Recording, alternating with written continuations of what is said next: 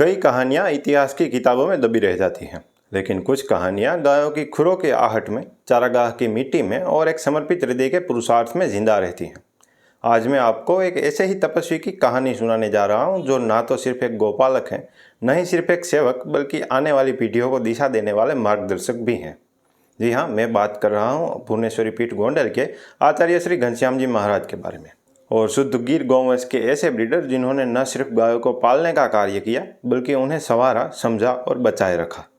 उनका सपना था ऐसा झुंड तैयार करना जो आने वाले कई वर्षों तक भारत में किए गए गिर नस्ल के संवर्धन का प्रतीक बन जाए।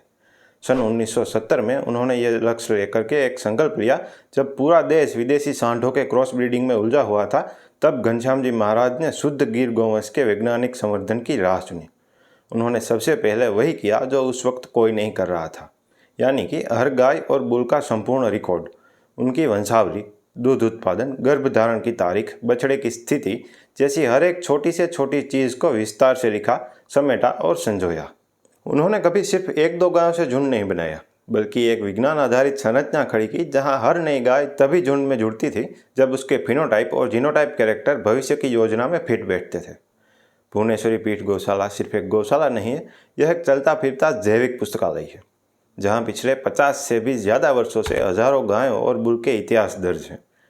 हर गोधूली बेला जब गायें चरकर लौटती हैं तो लगता है मानो सदियों की परंपरा चुपचाप कदमों में लौट रही हैं। घनश्याम जी महाराज मानते हैं कि गौ संवर्धन में सफलता तुरंत नहीं आती, कम से कम गायों की 3 पीढ़ियां लगती हैं, यानी कि 15 साल का समर्पण बिना डगमगाए, बिना रुके। और यही उन्होंने किया। आज भुवनेश्वरी पीठ की गिर गायें देश भर की दर्जनों गौशालाओं की जड़ों में हैं। कई प्रसिद्ध बुल जिनको आज लोग नाम से पहचानते हैं, वो यहीं से निकले, यहीं से पले बढ़े। इस गौशाला की सबसे बड़ी पूंजी इसकी गायों के साथ साथ इसका रिकॉर्ड भी है। हर पेज, हर फोटो, हर वंशावली, हर एक शुद्धता की गारंटी है। लेकिन ये कहानी सिर्फ गर्व की नहीं, चेतावनी की भी है।